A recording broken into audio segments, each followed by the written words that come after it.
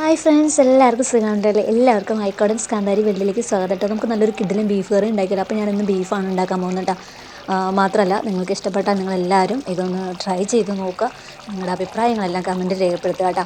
അപ്പോൾ നമുക്ക് നേരെ കുക്കിങ്ങിലേക്ക് പോകാം. പിന്നെ ബീഫ് വയ്ക്കുന്നതിൻ്റെ കൂടെ നമ്മൾ കിഴങ്ങിട്ട് വയ്ക്കും, കായൊക്കെ ഇട്ട് വയ്ക്കാറുണ്ടല്ലേ. തേങ്ങക്കൊത്തൊക്കെ ഇട്ട് വയ്ക്കുമ്പോൾ പൊളി ടേസ്റ്റാണ്. അപ്പോൾ എരിവൊക്കെ എനിക്ക് ഭയങ്കര ഇഷ്ടമായതുകൊണ്ട് ഞാൻ അധികം എരിവൊക്കെ യൂസ് ചെയ്യാറുണ്ട് കേട്ടോ, എല്ലാ കറികൾക്കും തന്നെ. അപ്പോൾ നിങ്ങൾ എരിവൊക്കെ നിങ്ങൾ പാകത്തിന് തന്നെ ഇട്ട് ഒന്ന് ട്രൈ ചെയ്ത് നോക്കുക കേട്ടോ. നിങ്ങളുടെ റെസിപ്പി തന്നെ ചെയ്യാൻ ശ്രമിക്കുക. മാത്രമല്ല, ഞാനെന്താ പറയാൻ വന്നതെന്ന് വെച്ചിട്ടുണ്ടെങ്കിൽ, തൃശ്ശൂരുകാരുടെ ഒരു ഫേവറേറ്റും കൂടെയാണ് നമ്മുടെ ബീഫും കായും കൂടെ കേട്ടോ.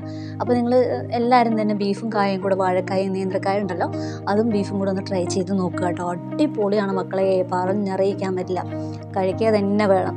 ഞാൻ എല്ലായിടത്തും എല്ലാവരോടും പറയാറുണ്ട് ബീഫും കായും എൻ്റെ ഫേവറേറ്റ് ആണെന്നൊക്കെ.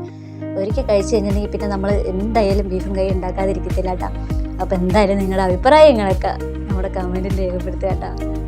അപ്പോൾ ഇഷ്ടപ്പെട്ടാൽ എല്ലാവരും കമൻറ്റ് ചെയ്യാൻ മറക്കുകയും ചെയ്യരുത്. ഓക്കെ.